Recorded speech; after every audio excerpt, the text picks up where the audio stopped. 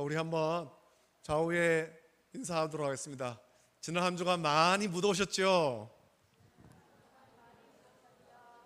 하나님의 은혜로 건강한 걸 보니 참 반갑습니다. 좀 길게 인사하니까 못 따라하시네. 간단하게 합시다. 건강하게 뵈니까 참 반갑습니다. 은혜 많이 받읍시다. 오늘도 하나님의 은혜로 우리 몸과 마음 가운데 기쁨이 충만한 우리 모든 성도 되시기를 예수님의 이름으로 축복합니다. 아멘. 마태복음 15장 21절부터 28절까지 말씀으로 부스러기 은혜라도 이 제목으로 하나님 말씀 받습니다. 여러분, 지난 한 주 너무 더웠습니다. 굉장히 더웠습니다. 대한민국이 불볕더위 속에 막 다 타들어가고 있는 것 같습니다. 대구에는 별명 있지 않습니까? 데프리카. 한국에 있는 아프리카처럼 뜨겁다고, 그래 데프리카라는 별명이 있습니다. 요즘에는 좀 다른 조형물이 있는 것 같은데, 예전에 시내에 가면 현대백화점 있어요. 그 현대백화점에 그 조형물이 있는데 계란 후라이가 백화점 벽에, 바닥에 이런 조형물이 있었습니다. 그만큼 대구가 뜨겁다, 그런 의미겠죠. 데프리카라는 별명이 있습니다. 7월 말입니다. 장마가 끝나고 그 지난주에는 굉장히 많은 비가 왔는데 이제는 비가 그치고 나니까 굉장히 뜨겁죠. 7월 말 날씨도 덥지만 지금 누구보다 뜨겁게 여름을 보내는 사람들이 있습니다. 옆에 공사장에 일하는 인부들도 뜨거운 여름 보냅니다만, 그들보다 전국에 이 뜨거운 여름 보내는 사람이 있습니다. 대학 입학을 준비하는 수험생들입니다. 대학 입학을 준비하는 수험생이 이 덥고 힘든 여름을 어떻게 보내느냐에 따라서, 이 여름 7, 8월을 어떻게 보내냐에 따라서 대학 입학에서 좋은 성적을 받을 수도 있고 그렇지 못할 수도 있습니다. 우리나라 대학 입시는 여러 번 그 방법이 바뀌었습니다. 그 방법이 바뀌면서 현재는 대학 수학 능력 평가 시험으로 그렇게 시험 치는 걸로 바뀌었죠. 이것은, 이 시험은 하나의 기준입니다. 해마다 11월 달 되면 이제 시험을 치는데 전국의 수험생들이 다 이 시험을 칩니다. 그러나 이것은 하나의 기준이고, 이 시험을 치기 전에 수시라는 방법이 있습니다. 수시로 대학에 입학할 수도 있고, 이 시험을 치고 이 성적을 받아서 정시로 대학에 입학할 수도 있습니다. 그래서 지금은 대학 입시에 지원할 수 있는 기회가 여러 번 있는데, 수시에 총 6번, 정시에 3번의 기회가 있고, 수시와 정시가 끝난 뒤에도 추가 모집이 있습니다. 2월 말까지, 3월 이제 개강을 하기 전까지 계속해서 추가 모집이 있다라는 겁니다.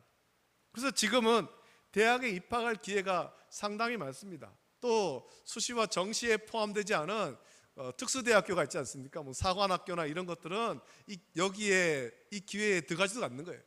그래서 수시 6번, 정시 3번, 또 특수대학교에 또 거기 지원할 수 있는 기회도 있고, 그래서 대학교를 지원할 수 있는 기회가 참 많아요. 이렇게 여러 번의 대학 입시의 기회가 있으면서 여러 학교에 중복으로 합격하는 학생들이 있습니다.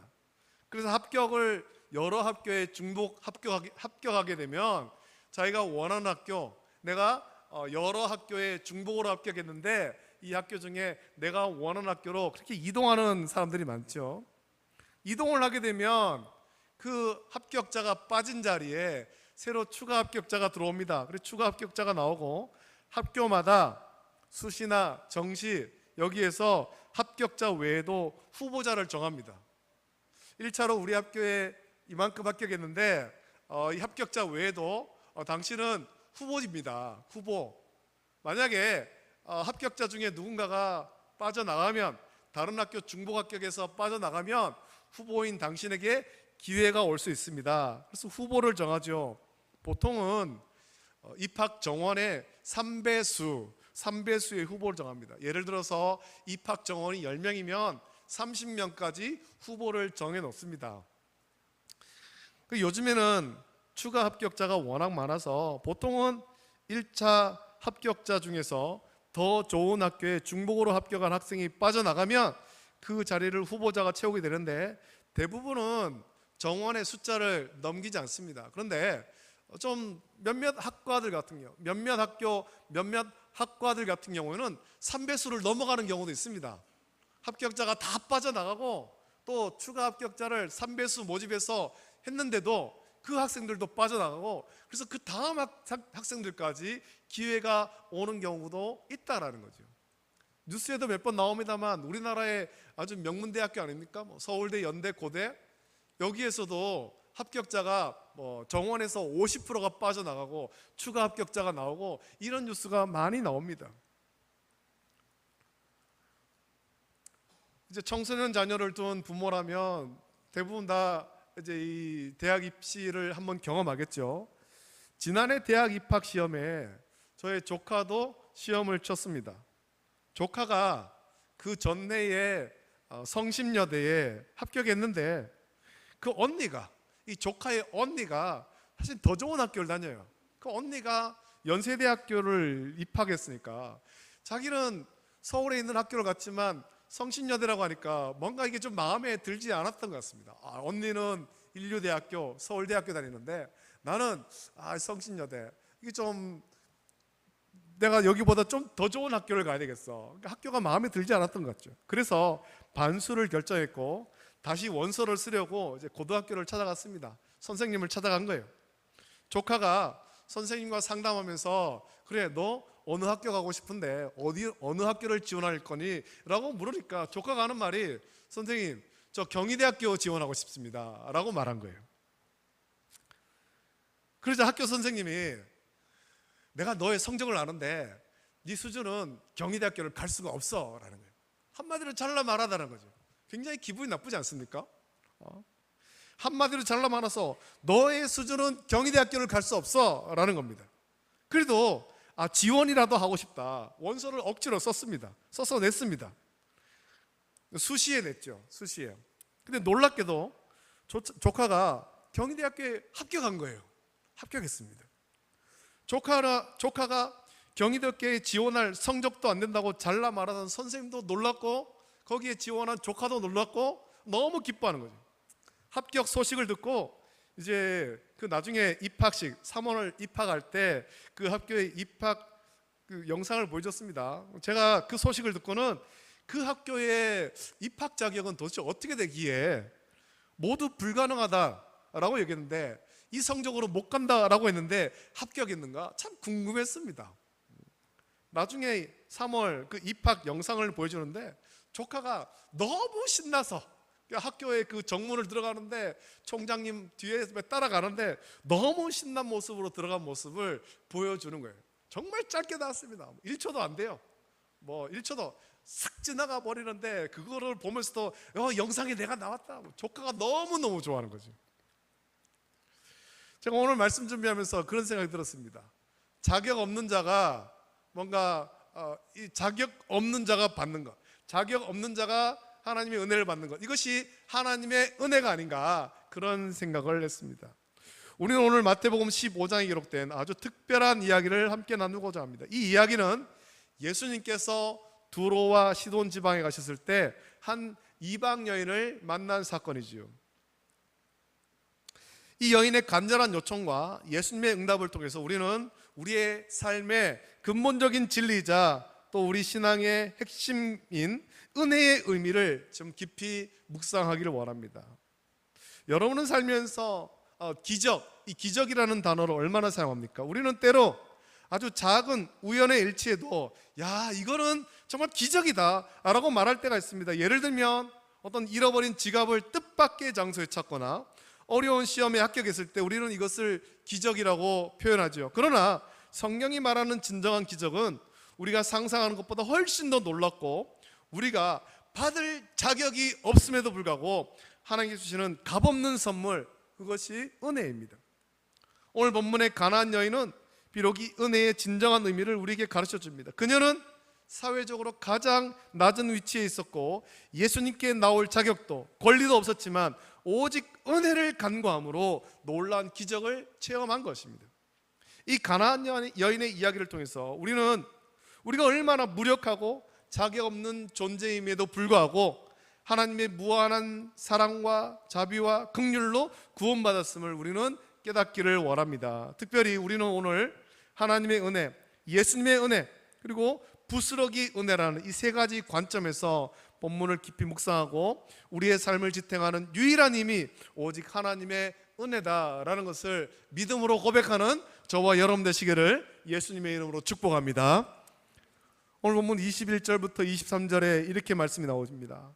예수께서 거기를 떠나 두로와 시돈 지방으로 들어가시니 가나안 여자 하나가 그 징에서 나와 소리질러 이르되 주 다윗의 자손이여 나를 불쌍히 여기소서 내 딸이 흉악하게 귀신 들렸나이다 하되 예수는 한 말씀도 대답하지 아니하시니 제자들이 와서 여짜오되 그 여자를 보내서 그가 우리 뒤에서 소리 지르나이다 라고 말씀합니다. 예수님은 유대인의 땅을 떠나서 이방인의 지역인 두로와 시돈 지역으로 가십니다. 이 자체로 이미 하나님의 은혜의 보편성을 암시하죠. 여러분, 구원은 특정한 민족에만 해당되는 것 아닙니다. 유대인에게만 해당되는 것이 아닙니다. 모든 민족에게, 모든 족속에게 흘러갈 하나님의 계획 가운데 있는 것입니다. 그리고 그곳에서 한 가나안 여인이 예수님을 이렇게 부르죠. 주 다윗의 자손이요 라고 부릅니다. 그저 선생님 이렇게 부른 것이 아닙니다. 주 다윗의 자손이요 이렇게 부른 것에는 예수님을 메시아로 고백하고 있는 겁니다. 예수님, 당신이 우리의 구원자입니다. 당신이 나의 구원자입니다. 당신만이 나를 구원할 수 있습니다. 이것을 고백하며 선포하는 것이 주 다윗의 자손이요 라고 부르는 거예요. 이건 단순한 호칭이 아니라 유대인의 그 메시아 대망 사상을 이방인인 그녀가 알고 있었다는 겁니다. 그녀는 자기의 딸이 흉악하게 귀신 들려 고통받는 상황을 알리면서 하나님의 긍휼을 구하는 거죠. 은혜를 구하는 것입니다. 예수님, 당신이 구원자이시니 내 딸에게 은혜를 부어주십시오 구하고 있는 것입니다. 자, 이렇게 간절히 구했지만 놀랍게도 예수님은 한 말씀도 대답하지 않습니다. 마치 그녀의 존재 자체를 무시하는 듯이 예수님은 침묵하십니다. 뒤에서 따라오면서 그 여인이 막 소리 질러서 주 다윗의 자손이요, 주 다윗의 자손이요, 내 딸이 흉악한 귀신 들렸나이다, 내 딸을 좀 고쳐주십시오 라고 소리 지르는데 예수님은 한 말씀도 대답하지 않습니다. 심지어 제자들은 뒤에서 여인이 소리 지르면서 따라오니까 이것이 시끄럽고 귀찮다는 듯이 이 여인을 돌려보내기를 예수님께 요청합니다. 예수님, 여인이 뒤에서 따라옵니다. 저 여인을 좀 돌려보내십시오. 우리는 여기서 하나님의 은혜가 우리의 예상이나 기대와는 다르게 나타날 수 있다는 것을 우리는 기억해야 될 것입니다. 때때로 우리 하나님은 침묵이나 외면한 것처럼 보이는 상황 속에서도 그분의 깊은 뜻과 놀라운 섭리가 작용하고 있음을 우리는 기억해야 될 것입니다. 저와 여러분의 삶 가운데 우리가 삶 속에서 많은 어떤 고통을 당하고 어려움을 당하고 그래서 하나님이 침묵하시는 것 같지만 그 가운데서도 우리 하나님은 섭리하신다라는 거예요. 우리 가운데 역사하시는 거예요. 하나님의 모든 주권과 통치를 가지시고 저와 여러분의 삶 속에 섭리하십니다. 할렐루야, 할렐루야. 하나님이 섭리하시는 거예요.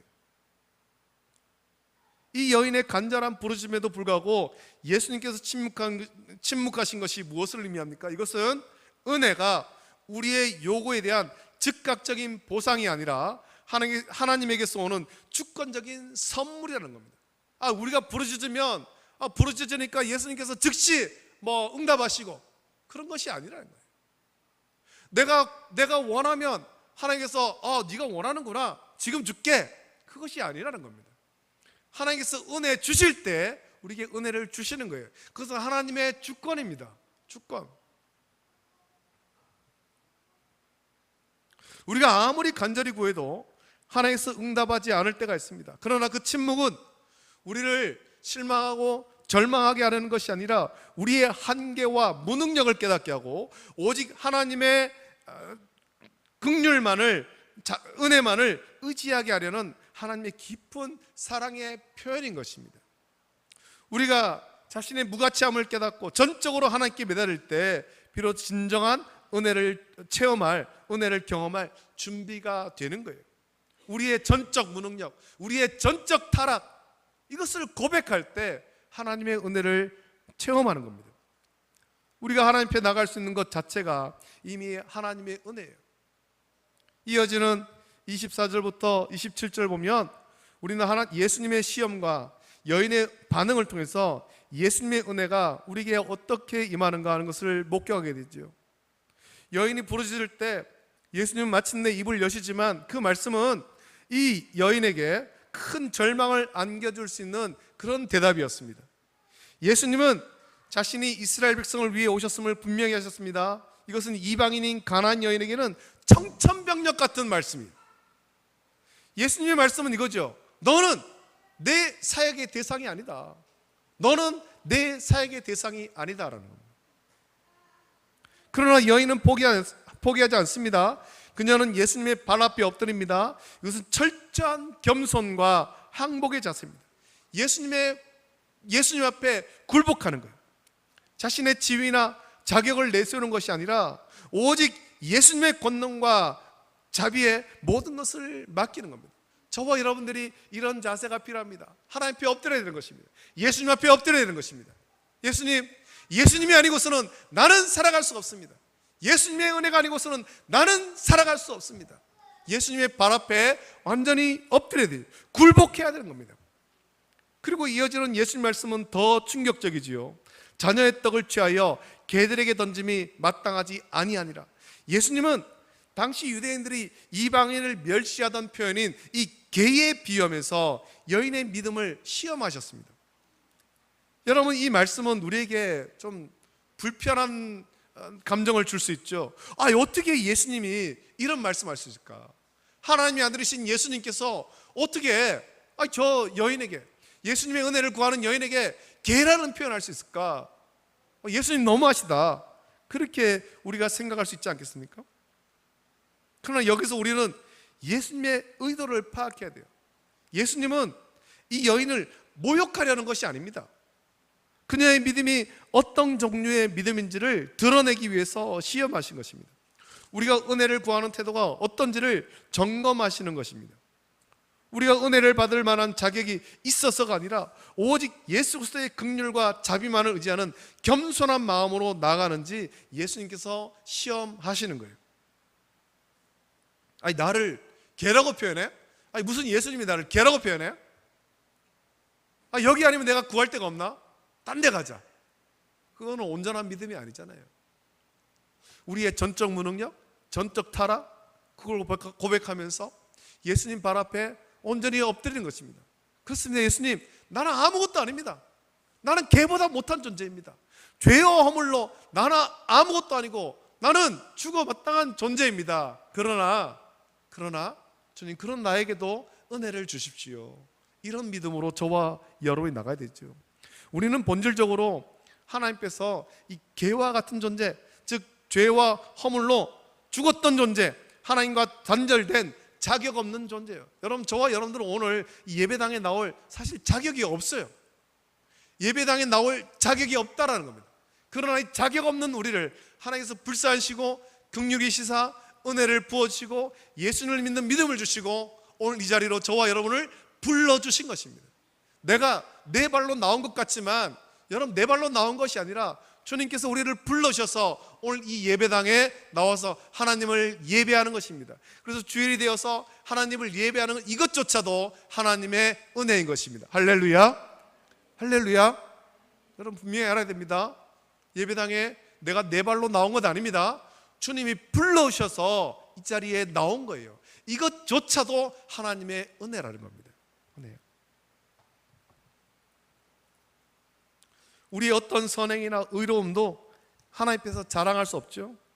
이처럼 불편하고 냉정한 예수님의 말씀은 오히려 우리에게 예수님의 은혜가 얼마나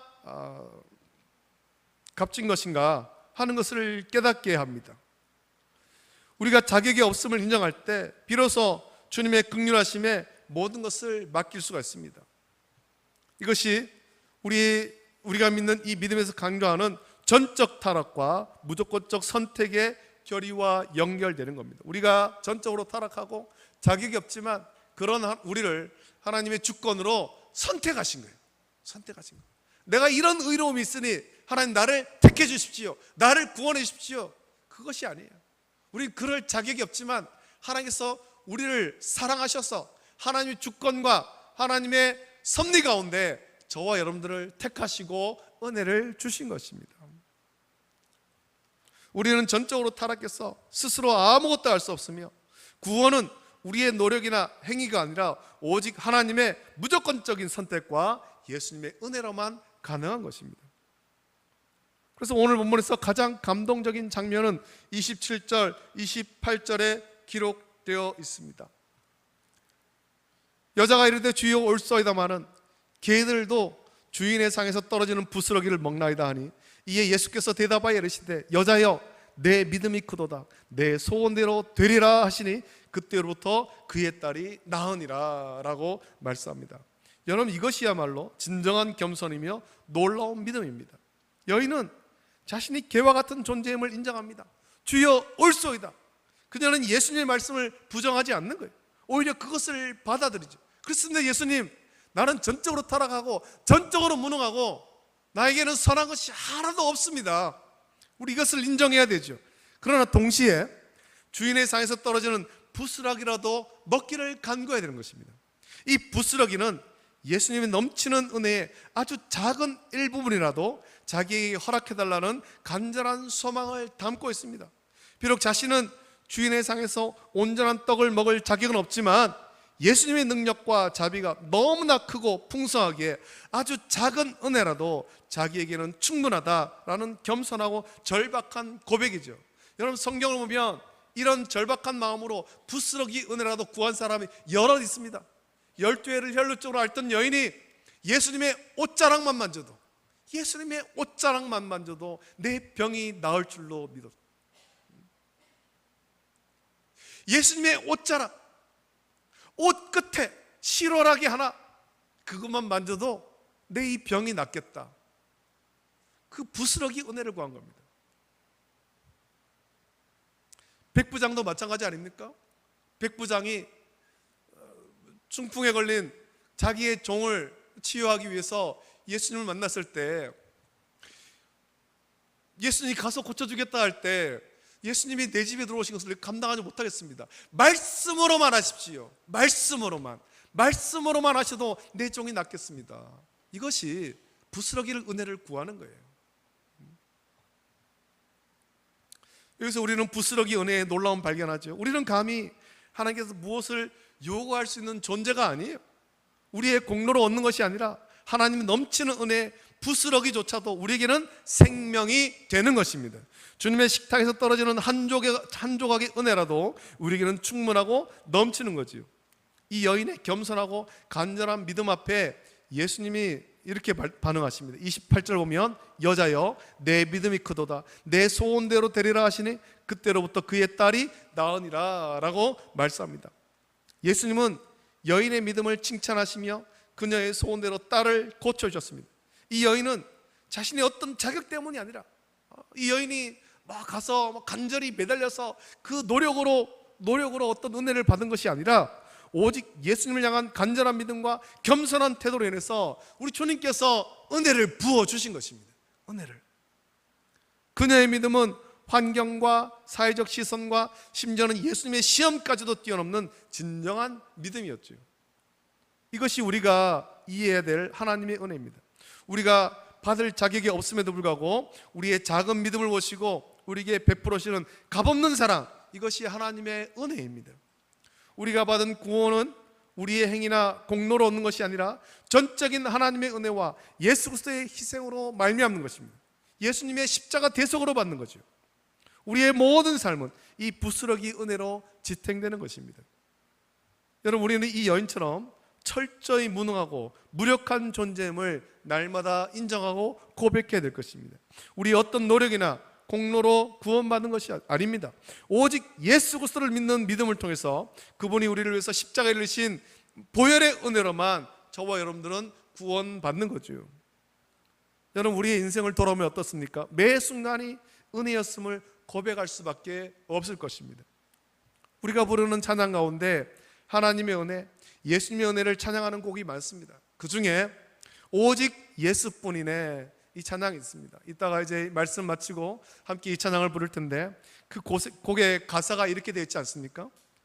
은혜 아니면 살아갈 수가 없네. 호흡마저도 다 주의 것이니 세상 평안과 위로 내게 없어도 예수, 오직 예수뿐이네. 크신 계획 다 볼 수도 없고 작은 고난에 지쳐도 주께 묶인 나의 모든 삶 버티고 견디게 하시네. 은혜 아니면 살아갈 수가 없네. 나의 모든 것 다 주께 맡기니 참된 평안과 위로 내게 주신 주 예수, 오직 예수뿐이네. 여러분, 우리의 삶의 모든 순간, 숨 쉬는 것, 가족과의 관계, 건강, 심지어 우리가 겪는 어려움 속에서도 우리는 하나님의 인도하심과 보호하심을 경험합니다. 이 모든 것이 우리가 받을 자격이 없음에도 불구하고 하나님께서 우리에게 베풀어 주시는 은혜예요. 이 가나안 여인처럼 우리는 우리 자신의 능력이나 지혜를 의지하는 대신에 오직 예수 그리스도의 은혜만을 의지해야 될 것입니다.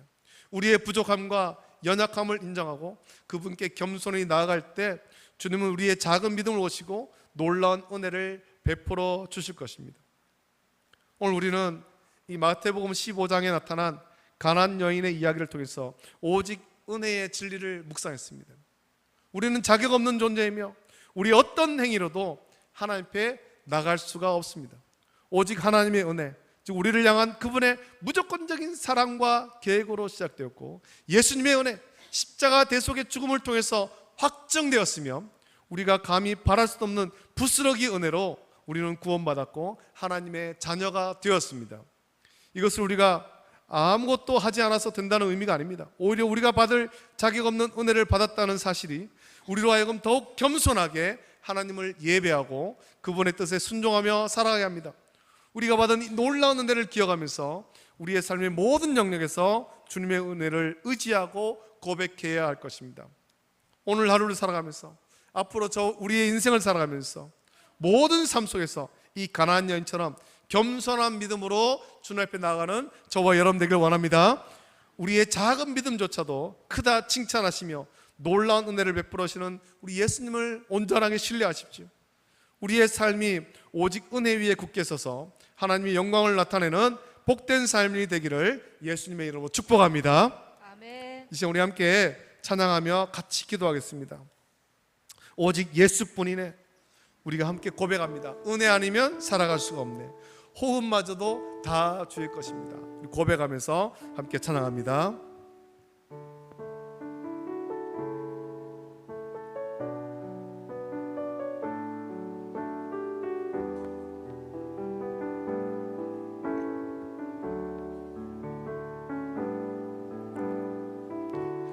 은혜 아니면 살아갈 수가 없네. 호흡마저도 다 주의 것이니 세상 평안과 위로 내게 없어도 예수, 오직 예수뿐. 다시 한번 전합니다. 은혜 아니면 살아갈 수가 없네. 은혜 아니면 살아갈 수가 없네. 호흡마저도 다 주의 것이니 세상 평안과 위로 내게 없어도 예수, 오직 예수뿐. 크신 계획 다 볼 수도 없고 크신 계획 다 볼 수도, 작은 고난에 지쳐도 작은 고난에 지쳐 주께 묶인 나의 모든 삶, 주께 묶인 나의 모든 버티고 견디게 하시네. 버티고 견디게 하시네. 은혜 아니면 살아갈 수가 없네. 은혜 아니면 살아갈 수가, 나의 모든 것 주께 맡기니 나의 모든 것 다 주께 맡기니 참된 평안과 위로 내게 주신 주, 참된 평안과 위로 내게 주신 주 예수, 오직 예수뿐이네. 이 시간에 우리 함께 기도하겠습니다. 말씀을 묵상하시면서 또 찬양의 가사를 기억하면서 같이 기도하길 원합니다. 우리가 은혜 아니면 살아갈 수가 없습니다. 이 가나안 여인이 예수님의 은혜를 구했습니다. 그의 가정에 있었던, 그의 삶 속에 있었던 정말 감당하기 힘든 어려웠던 그 문제, 그 자기의 사랑하는 딸이 흉악한 귀신에 들려서 고통받는 이 문제를 해결할 수 있는 유일한 방법은 주님의 은혜밖에 없는 거예요. 저와 여러분들이 구원받는 것, 하나님의 은혜가 아니고서는 구원받지 못하는 겁니다. 오늘 우리의 삶이 평안할 수 있는 것은 하나님의 은혜가 아니고서는 평안할 수가 없는 거예요. 여러분, 세상을 보십시오. 우리 귀에 들려오는 세상의 소식을 보십시오. 평안한 소식이 하나도 없어요. 이때 우리 세상을 보면서 같이 두려워하고 같이 분노하는 것이 아니라 하나님의 은혜를 구하는 것입니다. 하나님, 내 마음에, 내 심령에 은혜를 부어주시옵소서. 우리의 가정에 은혜를 부어주시옵소서. 우리 교회에 은혜를 부어주시옵소서. 이 땅 가운데 은혜를 부어주시옵소서. 은혜가 아니고는 살아갈 수가 없습니다. 이제 우리 간절한 마음으로 기도할 때, 주님, 나도 이 가나안 여인과 같이 은혜를 부어주길 원합니다. 내게 부스러기 은혜라도 부어주시옵소서. 그거 붙잡고 이 한 주간을 능력있게 살아갈 수 있도록 인도해달라고 간절한 마음으로 이 시간에 합심하여서 함께 기도하겠습니다. 거룩하신 아버지 하나님, 사랑과 은혜를 감사드립니다. 오늘도 아버지 하나님 주의 전을 인도하시고 하나님 말씀을 함께 나누게 하심을 감사함을 드립니다. 오늘 말씀을 통하여서 부스러기 은혜라도, 이 가나안 여인이 아버지 하나님, 그가 예수님의 시험을 통과하면서 아버지 하나님께와 같은 존재임을 고백하면서 허물과 죄로 죽은 아버지 하나님, 정말 자격 없는 존재임을 고백하면서, 그러나 아버지 하나님, 그러나 자격 없는 나에게 부스러기 은혜라도 주시옵소서 간구하였고, 하나님은 그런 이 가나안 여인의 믿음을 보시며 칭찬하시며 아버지 하나님 그 온전한 믿음을 칭찬하시며 이 여인에게 놀라운 은혜를 부으셔서 그의 모든 문제가 해결되고 그가 귀신이 떠나가고 아버지 하나님 은혜를 체험하는 그런 삶이 되었습니다. 오늘 우리에게도 이 여인과 같이 아버지 하나님 부스러기 은혜라도 구하기를 원하며 주의 은혜로 살아가는 우리 모든 성도들 있도록 은혜 인도하여 주시옵소서. 주의 은혜가 아니고서는 살아갈 수 없음을 고백합니다. 주의 은혜가 아니고서는 우리의 삶이 온전할 수 없음을 고백합니다. 내 인생 가운데, 우리의 가정 가운데, 우리 교회 가운데, 이 땅 가운데 주여 은혜를 부어 주시옵소서. 주여 은혜를 부어시고 새롭게 하여 주시옵소서. 감사합니다. 남나이다. 거룩하신 아버지 하나님, 사랑과 은혜를 감사드립니다. 지난 한 주간의 삶 속에서도 주께서 은혜를 부으셔서 우리의 삶을 선하게 인도하시고 오늘 이 거룩하고 복되고 영광스러운 주, 주께서 우리에게 은혜를 주시사 또 예배하는 이곳으로 불러주심을 감사드립니다. 모든 것이 주의 은혜입니다. 아버지 하나님, 오늘 말씀을 통하여 자격 없는 허물과 죄로 죽은 우리지만 하나님께서 우리를 불쌍하시고 긍휼히 계시사 부스러기 은혜가 아니라 정말 놀라운, 크고 놀라운 은혜를 주셔서 하나님을 감히 아버지라 부르며 아버지 하나님 예수님의 보혈로 구원받게 하심을 감사드립니다. 아버지 하나님, 주께 받은 바 그 은혜를 묵상하고 또 오늘 말씀의 이 가나안 여인을 묵상하면서 우리가 이 한 주간의 삶을 살 때 주님의 은혜, 부스러기 은혜라도 구하고 그 은혜 가운데 온전히 젖어서 믿음으로 승리하며 살아갈 수 있도록 인도하여 주시옵소서. 세상이 흉악합니다. 세상이 약합니다. 은혜가 아니고서는 살아갈 수가 없습니다. 주여, 우리에게 은혜를 부어 주시옵소서. 우리의 심령에, 우리의 가정에, 우리 교회, 이 땅 가운데 은혜를 부어 주시옵소서. 감사를 드립니다. 이제는 우리 주 예수 그리스도의 은혜와 우리 주 예수 그리스도의 은혜와 하나님 아버지의 사랑하심과 성령님의 감화, 역사, 교통하심이 주의 은혜를 구하고 그 은혜로 살기를 결단하는 우리 모든 성도들 머리 위에, 가정과 자녀와 직장과 생업 위에 이제로부터 영원토록 함께 있을지어다. 아멘.